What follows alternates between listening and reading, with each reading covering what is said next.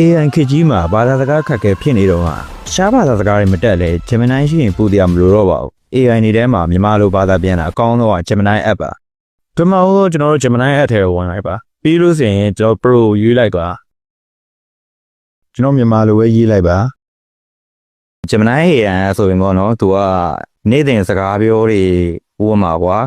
ကိုသမင်းစားပြီးပြီလားရေတောက်ပြီးပြီလားအဲ့လိုမေးမဲ့အစားပေါ့နော်သူကဘယ်လိုနေရာတွေမှာပို့ပြီးသုံးဝင်လဲဆိုတော့ဟိုလူမျိုးခြားတယောက်ကိုကိုကသူတို့စကားမတက်ဘူးကိုအကြောင်းအရာတစ်ခုပြောချင်တယ်ဆိုလို့ဆိုရင်ဒီလို Gemini AI ကိုသုံးတာပိုကောင်းတယ်သူကအကြောင်းအရာအရှိတွေကိုရေးလို့ဆိုရင်လည်းခိုးပြီးတော့ကောင်းတယ်လို့ကျွန်တော်ထင်တယ်AI ထဲမှာလည်းဒီ Gemini AI မြန်မာသားမှာပီပီတတရေးနိုင်တယ်ပေါ့နော်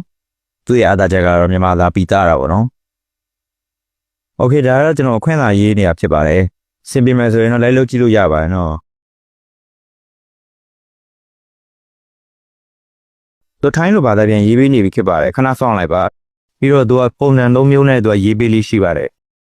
ကိုနဲ့စင်ဒီမဲ့ပုံစံကိုရွေးချယ်ပြီးတော့ copy ယူလိုက်ပါပြီးရင်ကိုယ့်ရဲ့ထက်လူကြီးကိုပို့လိုက်ပါဟုတ်ကဲ့ပါနောက်ဗီဒီယိုတွေမှာပြန်တွေ့ပါမယ်ကျွန်တော်ရဲ့ဗီဒီယိုကိုတဲလေးပေးတော့ဖို့လည်းမမေ့ပါနဲ့အားလုံးကျေးဇူးတင်ပါတယ်